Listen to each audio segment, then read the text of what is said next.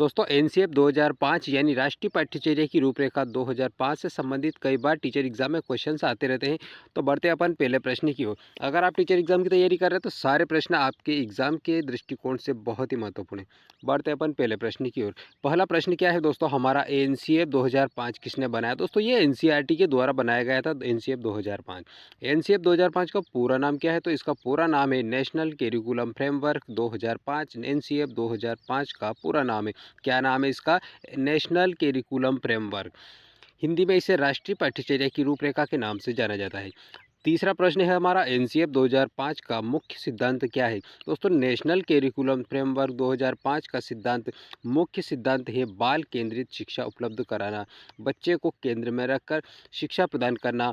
बाल केंद्रित शिक्षा, बच्चे की आवश्यकताओं को ध्यान में रखते हुए उसको शिक्षा प्रदान करना। एनसीएफ 2005 में रटना सिखाना, दोस्तों रटना सिखाने को हतोत्साहित किया गया है।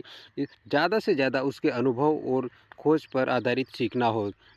पांचवा प्रश्न, एनसीएफ 2005 में शिक्षक की भूमिका क्या है? दोस्तों टीचर की भूमिका एक मार्गदर्शक के रूप में होती है एनसीएफ 2005 के अनुसार। एनसीएफ 2005 में ज्ञान कैसा होता है? तो दोस्तों ज्ञान सामाजिक रूप से निर्मित किया जाता है एनसीएफ 2005 के अनुसार। एनसीएफ 2005 में सीखने का आधार क्या है? तो दोस्तों सीखने का आधार अनुभव के माध्यम से सीखना। एनसीएफ 2005 के अनुसार सीखने का आधार माना गया, अनुभव को आधार माना गया। एनसीएफ 2005 में मूल्यांकन किस प्रकार से होता है? तो दोस्तों सतत और व्यापक मूल्यांकन पर जोर दिया गया है नेशनल करिकुलम फ्रेमवर्क 2005। नौवां प्रश्न है दोस्तों, एनसीएफ 2005 में पाठ्य पुस्तकें हैं, किस प्रकार की है पाठ्य पुस्तकें? दोस्तों एनसीएफ 2005 के अनुसार पाठ्य पुस्तकें जो है वो केवल एक साधन के रूप में है। किस प्रकार से? साधन के रूप में है, क्योंकि शिक्षा का जो बोझ है इसमें इसे घटाया गया है। एनसीएफ 2005 में कक्षा का वातावरण कैसा होना चाहिए? दोस्तों एनसीएफ 2005 में कक्षा का वातावरण लोकतांत्रिक होना चाहिए। एनसीएफ 2005 में परीक्षा सुधार किस प्रकार से किया जाए? तो सीखने को बढ़ावा दिया गया है, न कि रटन प्रणाली को बढ़ावा दिया गया है। बाकी सीखने को सर्वाधिक बढ़ावा दिया गया है। इस 12वां प्रश्न है दोस्तों, एनसीएफ 2005 यानी राष्ट्रीय पाठ्यचर्या की रूपरेखा 2005 में विविधता है।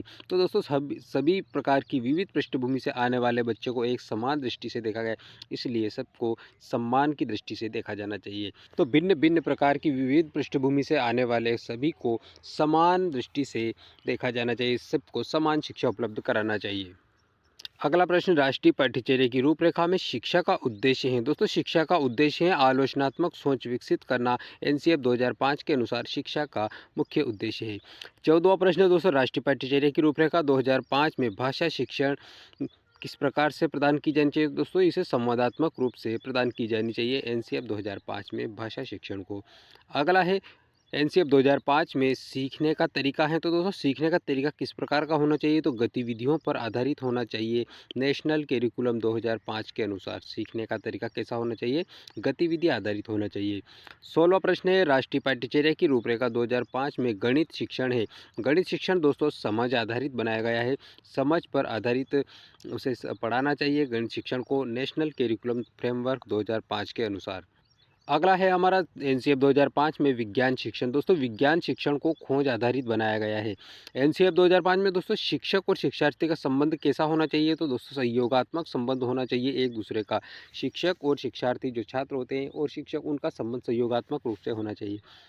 राष्ट्रीय पाठ्यचर्या की रूपरेखा 2005 में पाठ्यक्रम कैसा होना चाहिए? तो दोस्तों पाठ्यक्रम जो है वो बच्चों के जीवन से जुड़ा होना चाहिए, इंसान के जीवन से जुड़ा होना चाहिए। एनसीएफ 2005 के अनुसार पाठ्यक्रम इस प्रकार से डेवलप किया जाना चाहिए।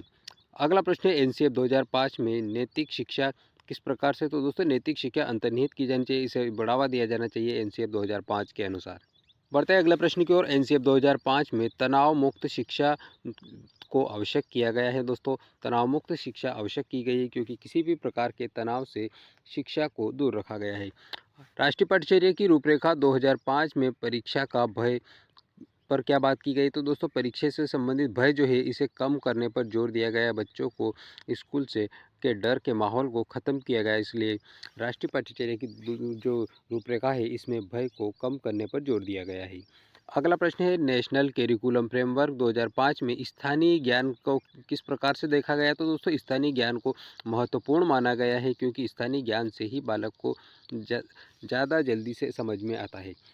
अगला है दोस्तों एनसीएफ 2005 में खेल को किस परिदृश्य से तो खेल सीखने के माध्यम के रूप में देखा गया है। खेल को सीखने के माध्यम के रूप में देखा गया है। बढ़ते आगे इसी क्रम में दोस्तों अगला प्रश्न है हमारा एनसीएफ 2005 में सीखने की गति। तो दोस्तों सीखने की गति हर व्यक्ति की भिन्न भिन्न होती है, इसलिए व्यक्ति की व्यक्तिगत गतियों को ध्यान में रखकर शिक्षा प्रदान की जानी चाहिए। एनसीएफ 2005 में शिक्षा का केंद्र क्या है दोस्तों? शिक्षा, ये जो एनसीएफ 2005 है इसके अनुसार शिक्षा जो है बाल केंद्रित शिक्षा होनी चाहिए। एनसीएफ 2005 में कला को किस हिसाब से देखा गया है? तो कला अभिव्यक्ति के साधन के रूप में इसे देखा गया है। एनसीएफ 2005 में मूल्यांकन का क्या उद्देश्य क्या है? तो दोस्तों मूल्यांकन का उद्देश्य होता है बच्चों में सुधार करना, इसका मुख्य उद्देश्य है। अगला प्रश्न एनसीएफ 2005 में किस नीति के अंतर्गत आता है दोस्तों? ये एनसीएफ 2005 किस नीति के अंतर्गत आता है दोस्तों? ये 19 शिक्षा नीति 1986 के अंतर्गत आता है। और दोस्तों अभी नई शिक्षा नीति 2020 आ चुकी है। प्रश्न राष्ट्रीय पाठ्यचर्या की रूपरेखा 2005 में शिक्षक प्रशिक्षण होना चाहिए। शिक्षक प्रशिक्षण निरंतर और सतत होना चाहिए। दोस्तों वीडियो आपको पसंद आया तो लाइक कर दीजिए, चैनल को सब्सक्राइब भी कर लीजिए और अपने दोस्तों में वीडियो को शेयर करके ज़्यादा से ज़्यादा अपने दोस्तों में शेयर कीजिए। इसे कमेंट के माध्यम से बताइए दोस्तों आपको वीडियो कैसा लगा।